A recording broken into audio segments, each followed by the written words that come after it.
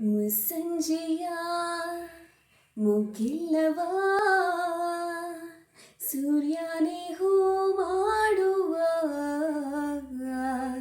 ಈ ಹುಡುಗಿಯ ಹೆಣ್ಣಾಗಿಸೋ ಜಾದೂಗಾರ ಇವ. ಮುಸ್ಸಂಜೆಯ ದೀಪ ಇವ ಮೈ ಮನ ಬೆಳಗುವ ಸದ್ದಿಲ್ಲದ ಗುಡುಗು ಇವ ನನ್ನೊಳಗೆ ಮಳೆಯಾಗುವ.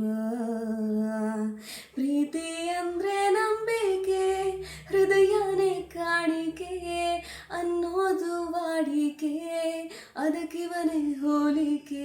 ಏಳು ಏಳು ಜನುಮ ಇವನಿಂದ ನೀಯಮ್ಮ ಆಗುತ್ತ ಬಾಳಮ್ಮ ಅಂದೋನು ಆ ಬ್ರಹ್ಮ.